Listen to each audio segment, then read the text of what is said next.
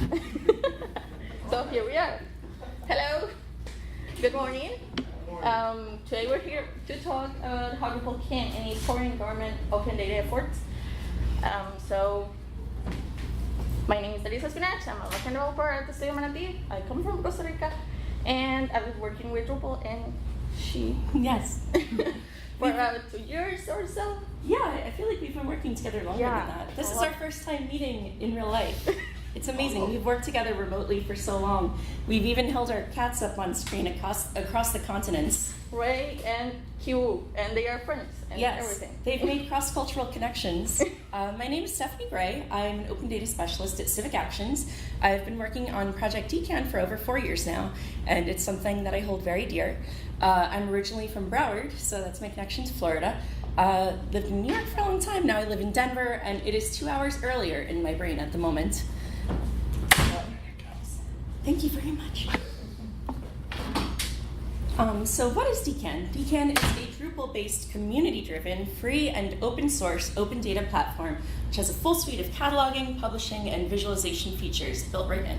So with DKAN, you have the freedom to publish and open up your data to the public. So essentially, DKAN allows you to build open data libraries and manage and maintain them yourself. So DKAN has been identified by the federal government's Project Open Data as a ready-to-use tool that'll help you open up your data efforts, help agencies in particular, government agencies, nonprofits, etc., to jumpstart their data efforts and reduce the barrier to implementing open data. Because open data seems easy in practice. Let's just take all of our files, put them out there to the people, to the public, but really the implementation of it is a lot more difficult than it seems. And also getting people in government to work together, and it's very hurting cats. So our mission statement is that we're connecting people with information that they need to improve their lives and communities. So we're empowering governments and civil society organizations to publish high-quality open data using open-source, collaboratively built tools and best practices.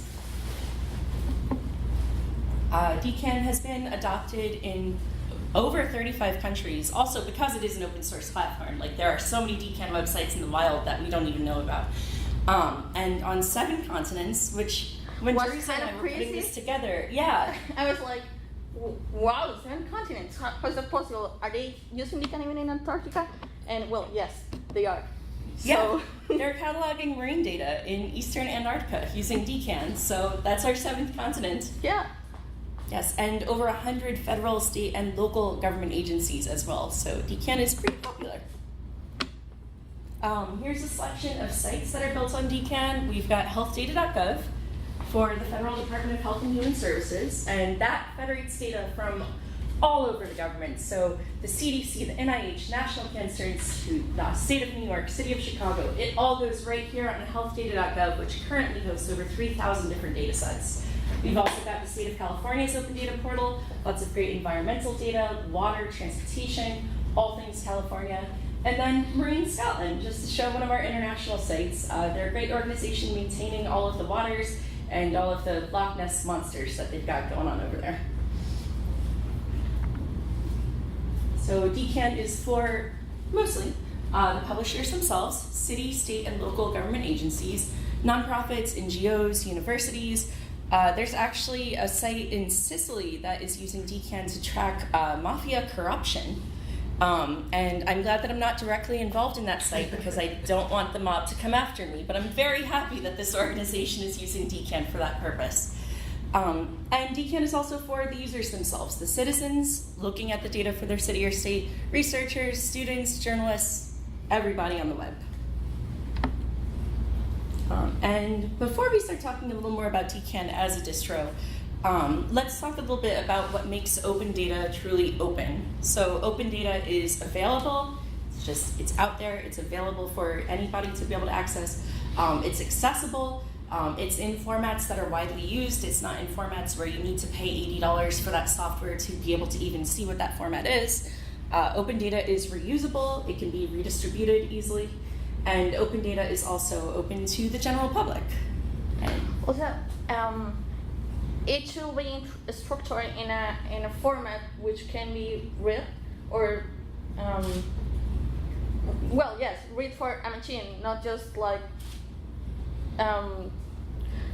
it should be processed by a machine. Yes. We should be able to process it by a machine. So And machine readability is super important. Exactly. So that's something like DKAN does. So let's see. Yeah, so basically open data should be published in a convenient, modifiable form that can be linked elsewhere and easily shared with others. A standard structured format that's machine readable, guaranteed to be available and consistent over time. You know, if you're looking at a certain flu data set on HealthData.gov, you want to make sure that every quarter or even every week when the data is updated or released that it's consistent and it's pretty much the same and you can expect what it's going to be. And then finally, open data should be traceable back to where it originates, just so you could ask whoever's in charge, hey, what's the story behind this data? So now, DKAN in Drupal. So basically, one of the goals of DKAN is to make it easy for everybody to host the environment to create their open data catalog. So DKAN offers an easy option for everyone who wants to run it, and even if you already have adopted PHP or Drupal, you can enable DKAN in your Drupal site, and it will work. So with the hosting, it is self-host. It can be self-hosted, but we can also host it on Pantheon or Acquia or whatever server you want. It could be hosted on a setup as simple as a single server or something complex like Amazon Web Services. So, yeah. Also, it can be spin up with just one click. So, for example, in Pantheon, we have the distribution, and you just click DKAN drops, and then we have it ready. I don't think anyone's ever heard of these brands or companies before. We might have to take an extra 20 minutes to explain what Acquia is. So, how does DKAN organize data? Basically, we have like three main content types, let's say, which are the groups, which are the publishers of the data that we are opening up. We have the datasets, which is like a full set of metadata to group resources together, and then we come to the resources part, which is the actual data. It can store the files, and you can do a lot of things with it. So this is what I just said. About the datasets, it is important that you can categorize the data and you can label it whatever you want and put there all the relevant metadata that you need for it. And for the resources, as I said, there are files that are stored in the site, but they can be everything. Like you can upload your files, you can link to a remote file in another server, or you can even link to an API. So it will all get stored in DKAN, and you can do a lot of things with it. So this is a diagram I created just because, you know, the structure of how resources are organized within DKAN can get confusing to users who are just encountering a DKAN site and going, oh my god, this library is so huge. How is everything organized here? So as Teresa was saying, you've got a group at the top level, an agency such as the Department of City Planning, Department of Transportation, etc. You've got data sets such as Demographics 2018 or zoning maps and data, and then data resources themselves, a CSV, a PDF, a shapefile, all of that is stored within the data sets, within the groups. So it's a pretty good organizational system for a whole lot of files, which back in the day would have been stored within a terrible FTP site that you would have to navigate at 3 in the morning. Sure.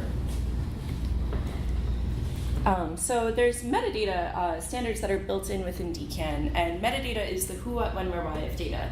So if you've got multiple data resources, that CSV, that PDF, that shapefile, they're all stored within a data set, which you can think of as a manila folder. Now, that folder, if you just found it and had no idea what was inside of it, you wouldn't know any of that important information. However, if someone took a Sharpie and wrote the date, you know, who wrote all of these things, where did they come from, etc., on the outside of it, that's the metadata, that's what's relevant, that's what's associated with each data set, and DKAN is automatically built to comply with a wide number of national and international metadata standards, including DCAT and Project Open Data. So the resource previews. We talk already about we have all these ways to upload resources or upload files. Well, all those files can be previewed in different ways. So we have a built-in recline implementation in which we can preview those files or those resources either in grid ways or using graphs like this, or even using maps. So it is really cool and really powerful, all that you can do with it. And you can enable any one of this on every of your resources.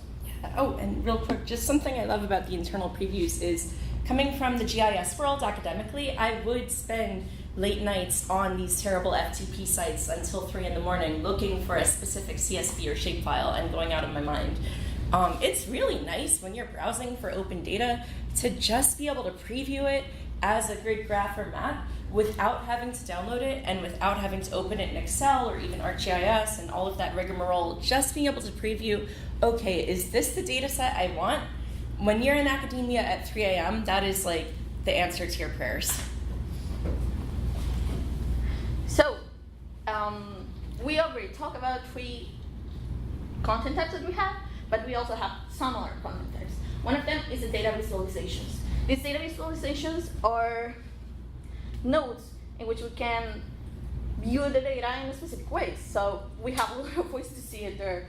So for example, we can add bar charts, line charts, pie charts. We can stack our charts. We can use maps with latitude and longitude points. We can do whatever we want. And it's really cool. We can even do visualizations with internal resources or external files. Yeah, and it's just right within DKAN, so you don't have to use Tableau or any external app, unless you want to. In which case, if you are using an external visualization engine such as Tableau, or if you've created a map using ArcGIS or Carto Online, if you want to embed them within your DKAN site, as the city of Louisville has done with this map right here, it's pretty simple. And using Panelizer, you're able to pop out all of those panels when updating your DKAN site and be able to throw those visualizations in pretty easily. In the case of Louisville, they are doing this even in their homepage. So you can do whatever you want, again, with all that DKAN provides. We also have data stories, which are like posts, but you can embed visualizations there. All of these can be, again, can be posted sequentially, like in a blog, and they're really cool because you can interact with the charts and with the visualizations that you have in there, and it is really cool because it gets updated as you navigate on it, so it is really, really cool. Yeah, so the Department of Veterans Affairs right now is using a DKAN site for their data portal, and they're making great use of data stories, and the VA has some really interesting data stories and tons of great charts on women in the armed forces, economic outcomes for veterans after they leave the armed forces, all sorts of really interesting data stories, which if you just looked at the rows and numbers without the charts, you wouldn't really be able to get the same gist without the rest of the content. And data dashboards, they're very, very similar. It's another content type built into DKAN where you can build a one-stop shop to view all of your visualizations in one place. Sort of like when you go to weather.com, type your zip code in, you've got a data dashboard right there. It doesn't matter what season it is or how the weather's been changing. The dashboard itself is always the same. So using data that's within DKAN, such as APIs, allows you to create visualizations that would automatically update themselves. So also, DKAN provides workflow moderation. So we have some rules for moderating our data or the permissions. So we have site managers, which are like the ones that has all the permissions about coalition and everything related to data. Also, we have the editors and the content creators. The content creators basically just can create content, and the editor will, edit that. So we also have the moderation states, and in case of DKAN, we are providing 3 main states, which are drafts, the needs review, and published. And we have the whole workflow for moving data, everything, like even from the data sets to resources to everything, from drafts to needs review to publish and all the combinations in between. So it is really cool. Yeah, and the workflow roles and permissions, those are super handy. For example, like HHS, as a federal top-level agency, oh my God, they have so many people working for them, managing so much data from so many different sites and sources and God knows what. And health data, there's just so much of it in general. So being able to have a workflow where you can have site managers at the upper level and then editors at a more moderator level in the middle, and then content creators, which would just be folks who can upload blog posts and maybe upload some data sets but not really be able to edit anything else. It's good to have all of those differentiations within a huge agency, because it really helps with just not letting things get out of hand. Because with any library that you're managing, you got to keep it organized. Otherwise, those books are going to stack up and get messy. Super messy. It has happened before. Yes, and dusty. Yeah. So what else does DKAN provide? Yes, well, we talk about data sets, resources, visualizations, but we also have provided APIs. So I will dig a bit deeper into that in a bit, because I want to talk about the DKAN data store first. So the DKAN data store is a functionality where you can put all the contents of the resource files into the database directly. And that will make it so much easier and faster to access the data and to generate the visualizations. So once one file is in the data store, then we have an API for you to access that data. And you can use it everywhere, so it is really cool. We also have the data harvesting tool, which is kind of interesting. The harvesting tool works like this. So you can create a harvest source, which is another content type in Drupal. You create the harvest source, and in there you can collect the data from that source in a daily basis. So it is so cool because you will be migrating data like every time that you want. You can even specify cron runs to put that data in, and it is super interesting. It is being used actually on HealthData in California. Yeah, HHS, when I was talking about how HealthData.gov serves as an upper level site and pulls from the CDC, NIH, etc., it's because our site at HealthData.gov is able to use the harvester module to go to cdc.gov/data.json, and it can automatically read JSONs or other APIs to be able to pull those files into the library. And what the harvester does, it doesn't copy the data itself into your DKAN site, because that would cause it to grow wildly out of control and eat up all of your server space.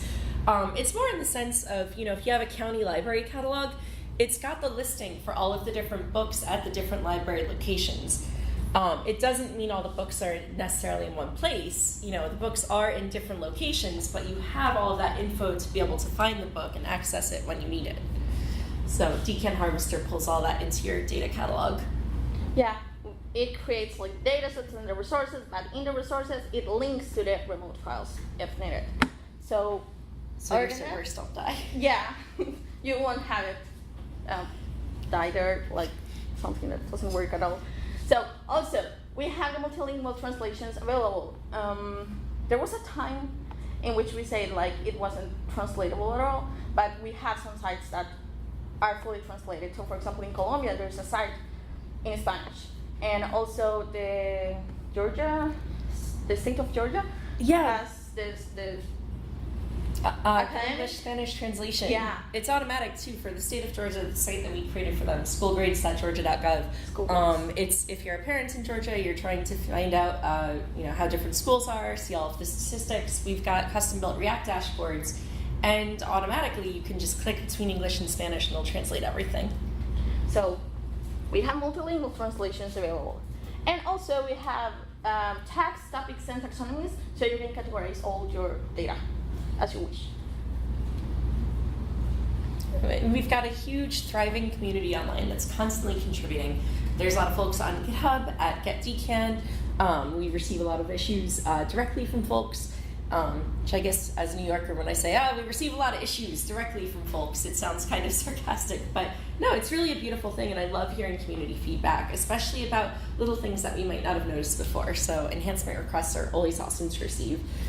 There's also a thriving Slack community. We're also on Twitter as GetDKAN. There's the DKAN Medium blog where we write a lot about our releases and different modules and updates to come. Parentheses, there will be a blog post soon about an important news that I will give later. Yes, we do have exciting DKAN news coming up, especially in regards to Drupal 8. But yes, we also have a strong presence at conferences, and there's a yearly DKAN summit, and we've just got numerous contributors outside of Civic Actions. One thing that's really cool about being on the DKAN Slack network and being one of the main folks for customer support with DKAN and user support is I'll get Slack messages from random folks in like Afghanistan, Iran. Like lately it's been a lot of folks in the Middle East who have been reaching out to me. We've had folks in Mauritius, which is an island nation in the Indian Ocean. It blows my mind how people from everywhere, just all corners of the world, are using DKAN. Russia, Ukraine, Tunisia. Tunisia. Actually, Angry Cactus, a great little Drupal firm in Tunisia, has been helping us for several years with so many of our different modules, and they're coming up with the Arabic distribution of DKAN, which is pretty sweet.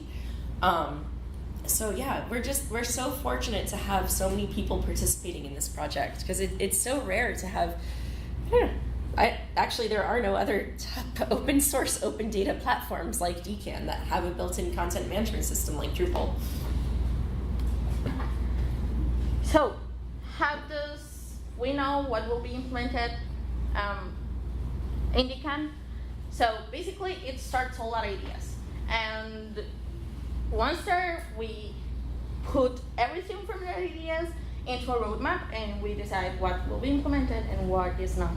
So where do we get those ideas from? And basically, the community, but also the clients. We take a look at their necessities, and we take that into account to build our roadmap. Also, the larger open data community, not just like the Drupal one or the DKAN one, but the whole open data. So, yes. How are the updates made? Basically, there are monthly meetings in which the roadmap is reviewed, and there is a candidate board there to decide what will come next. Then we prioritize the things there, the team availability, and the time constraints that we have as a team.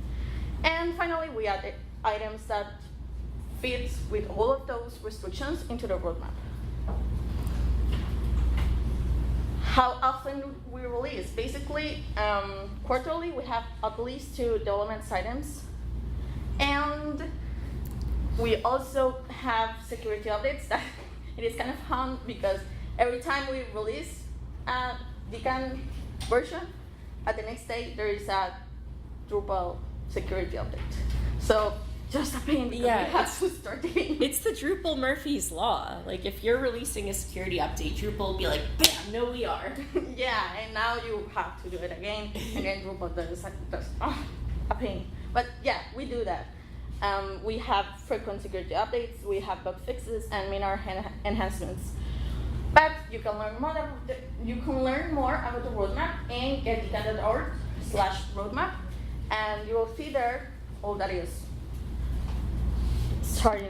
getting into a project. What's coming up? We have data quality tools. Well, we're planning to do data quality tools, built-in analytics, data dictionaries, which will be so cool. Extensible metadata. We have already a set of it, but it will be extended. We also have data collections, and something that is really, really, really cool is that we plan to separate the database for the data store, because sometimes the data store gets super big and sites can't handle that. So the idea is to have like different databases for the data store and everything in one single.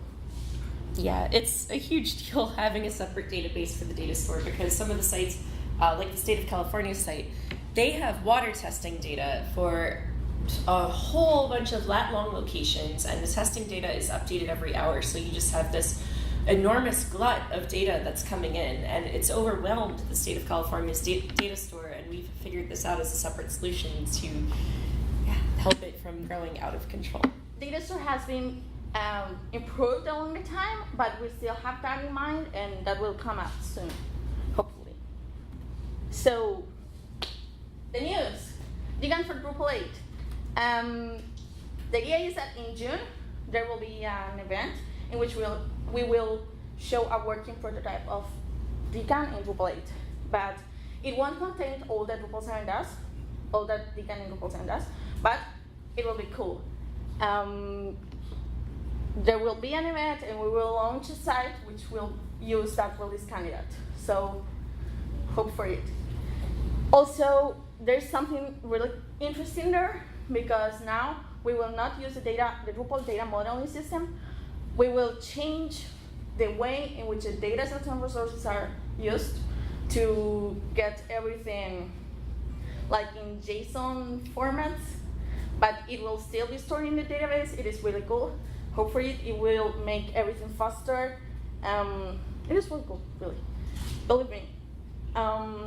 We have the document storage, which is related, and the front end. The front end will not be like in Drupal 7, but it will be like a headless service. We will have it all built in React. So we hope to show that soon. Yes, it'll be coming. It's better than last year's Drupal Camp Florida, when you guys asked me about Drupal 8 and I wanted to hide under a desk. We are not hiding anymore. Yes, we're free to talk about Drupal 8. I have a question. Are you taking advantage of, when you're going to Drupal 8, to refactor anything from 7 that you had done, or like high-level kind of concepts of the platform? Yeah, actually, it is like at DKAN 2, it is completely separate. So yeah, it will. The idea is to have some of the same features there, but it will all be refactored. Yes, to use Drupal 8. But it's not going to be like a new Coke sort of thing. It's going to be like when It the is sequel's actually even better than the original, and you're like, oh. This is still DKAN. The director didn't mess that up.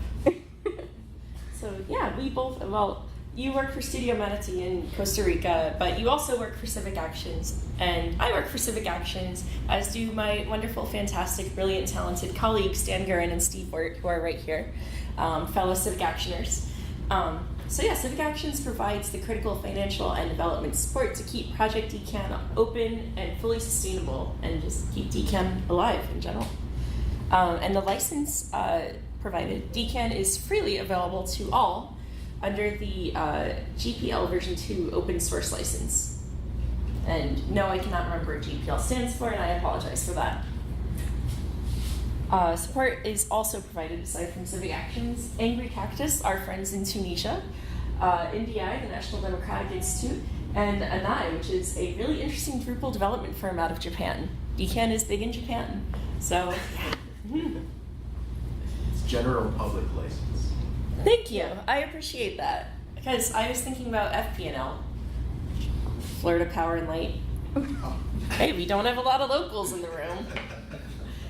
So we can connect with the DKAN team and getDKAN.org, but you can also email us, and if info@getDKAN.org.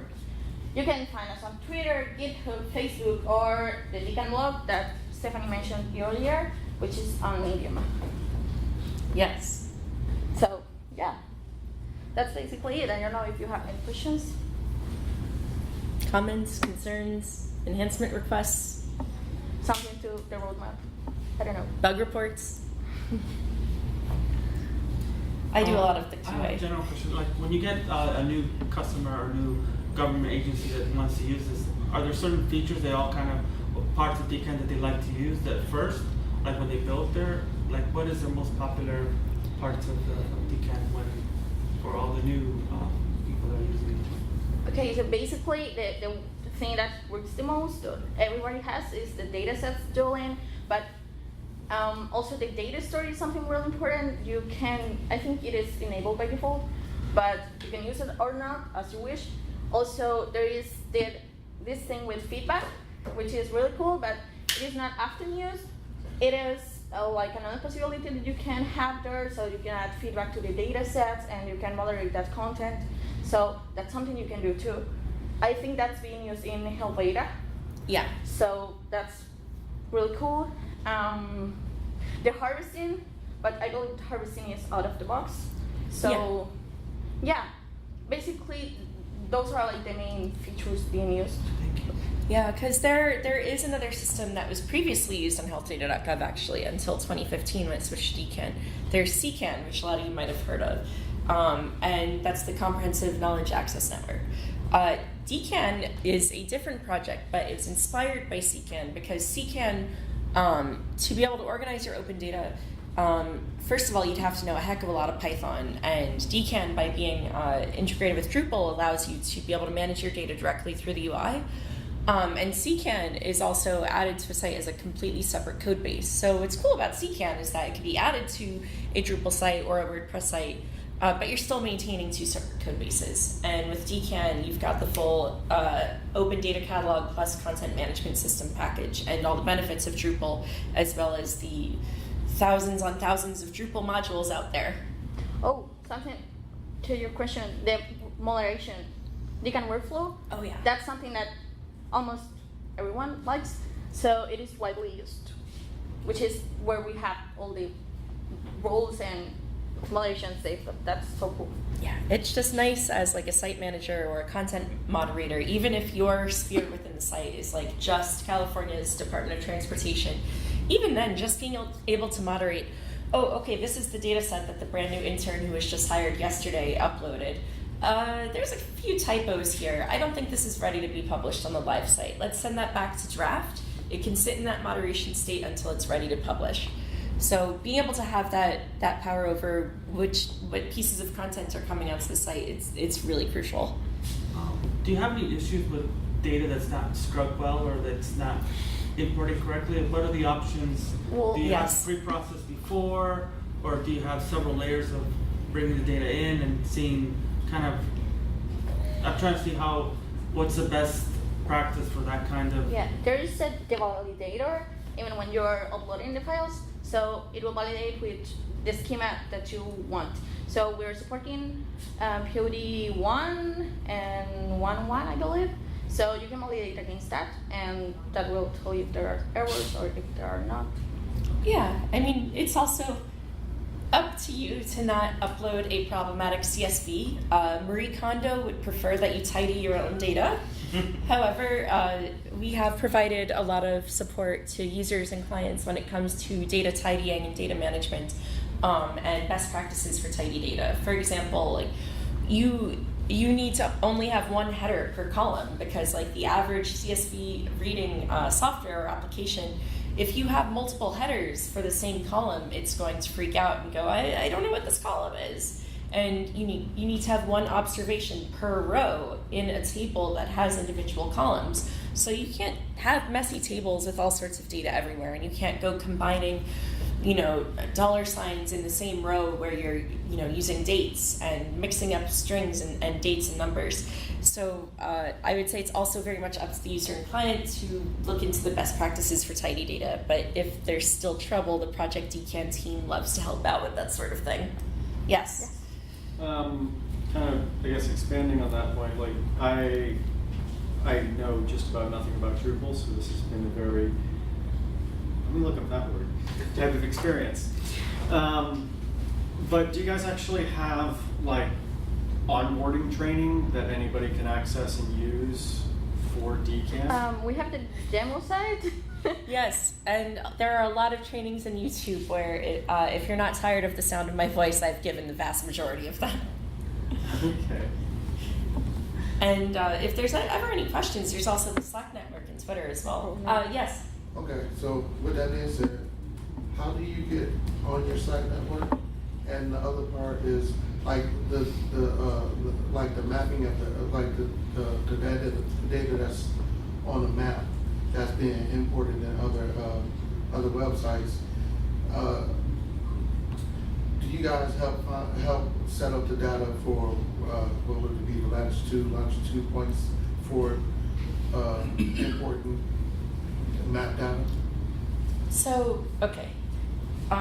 It depends on what you're trying to do with your maps. If you're just trying to upload a CSV and you want to be able to preview those lat-long points and just be able to see where the data is located, if you have a latitude column and a longitude column in the CSV, you'll automatically be able to preview it within DKAN.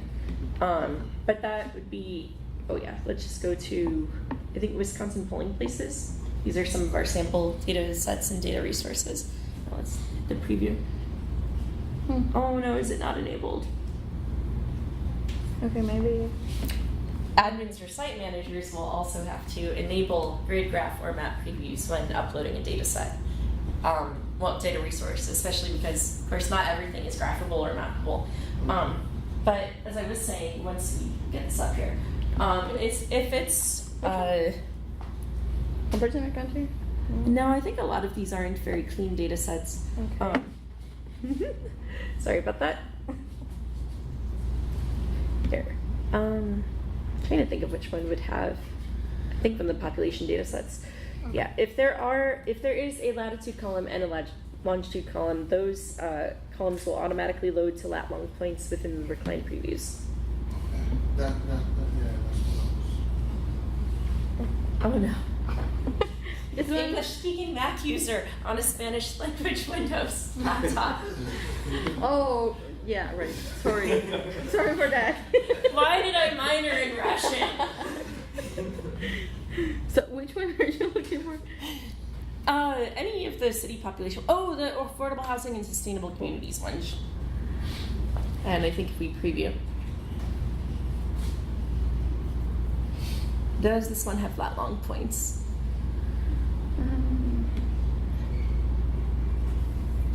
See, this is us previewing a data resource in real time to find the exact one we want. So, yes, Yeah. there's our lat long columns. Let's click on map. And Here we have. map them all out. Yes, so automatically, boom, you've got all your points in one place. You can also cluster them if you'd like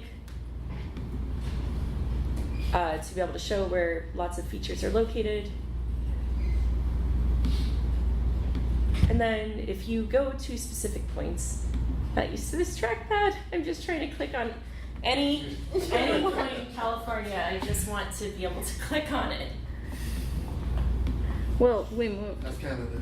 Although Yeah. Mac trackpads are not good either, because this week I spent an hour doing like 300 lines of markdown. I was super caffeinated and I was crushing it on some GitLab documentation. And my stupid Mac trackpad, I swiped in the wrong direction. Oh, It yeah. did the back. I lost everything. That's the worst. Yeah. My neighbors probably heard me yell What about one you that want to one. be?